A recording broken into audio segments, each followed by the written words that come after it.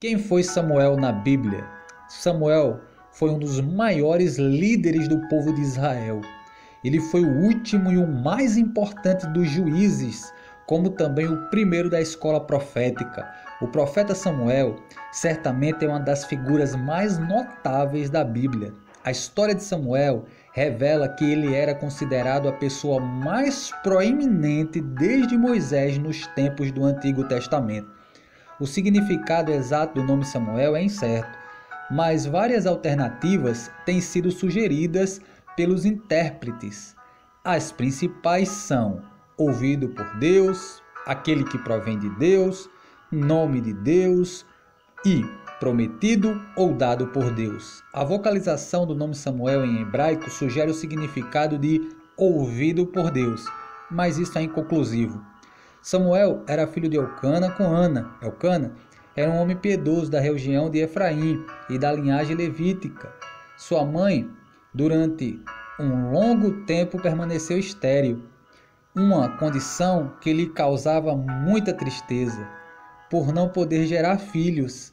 Ana era provocada por Penina, a outra esposa de Elcana. Elcana tinha o costume de todos os anos ir até Siló para adorar e sacrificar a Deus no tabernáculo. Em uma dessas ocasiões, Ana foi até o tabernáculo e rogou ao Senhor que lhe desse um filho. Ela prometeu que entregaria esse filho ao Senhor para ser um nazireu de Deus. 1 Samuel, capítulo 1, versículo 10. Números, capítulo 6, versículo 5. O Senhor ouviu a súplica de Ana e lhe deu um filho, e depois dele mais outros 5 filhos. Samuel nasceu num dos períodos mais turbulentos da história do povo israelita. Os israelitas viviam sob constante opressão e ameaça por parte dos filisteus, e a nação encontrava-se em um terrível declínio espiritual. Ana cumpriu seu voto ao Senhor, e desde sua infância Samuel serviu no tabernáculo sob os cuidados do sacerdote Eli.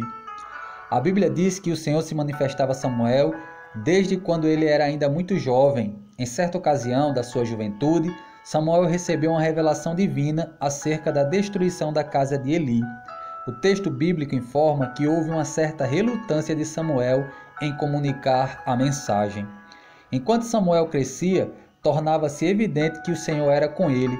Assim, todo o povo entendeu que Samuel havia sido comissionado como profeta do Senhor. 1 Samuel, capítulo 3, versículo 1 a 21. Conforme Deus havia falado a Samuel, a casa de Eli foi entregue à destruição e o povo e a arca da aliança foram entregues aos filisteus após um intervalo de tempo. Samuel aparece na narrativa bíblica conclamando o povo ao arrependimento e à rededicação da verdadeira adoração em Israel, abolindo a idolatria. Ele foi usado por Deus para conduzir Israel à vitória contra os filisteus em Mispa. Depois, ele erigiu um lembrete de tudo o que havia ocorrido com Israel, de como saíram de uma situação de derrota para uma grandiosa vitória por meio da submissão ao Senhor. Esse marco memorial, Samuel chamou de Ebenezer e disse: "Até aqui nos ajudou o Senhor." 1 Samuel, capítulo 7, versículo 1 ao 14. Então, Samuel construiu um altar em Ramá, onde estava sua casa, e julgou a Israel. Para tanto, ele até estabeleceu um circuito pelas cidades próximas, a fim de exercer sua liderança sobre o povo. 1 Samuel, capítulo 7, versículo 15 ao 16. A Bíblia não fornece muitas informações sobre a vida familiar de Samuel, mas destaca a conduta reprovável de seus filhos. Os filhos do profeta Samuel não seguiram seu exemplo e abraçaram a iniquidade. Eles até aceitavam suborno e pervertiam julgamentos. 1 Samuel, capítulo 8, versículo 3. Diante desse cenário, e sem vislumbrar um possível substituto para Samuel, o povo começou a pedir uma alternativa. Essa alternativa era a monarquia. Então eles buscaram um rei para si com as motivações erradas, conforme suas próprias ambições e sem atentar à lei de Deus. Aquela atitude do povo era uma rejeição direta ao próprio Deus e não a Samuel. Então o Senhor autorizou Samuel a atender o pedido do povo. Samuel ainda alertou acerca do preço que os israelitas teriam de pagar por escolher um rei fora do tempo oportuno. 1 Samuel capítulo 8, versículo 11 a 18. Então Saul foi o homem escolhido para ser o primeiro rei de Israel. Ele era um homem valente, corajoso, de boa aparência e tinha certos dons carismáticos para a liderança. Então Samuel ungiu Saul como rei e comunicou essa unção publicamente em Mispa.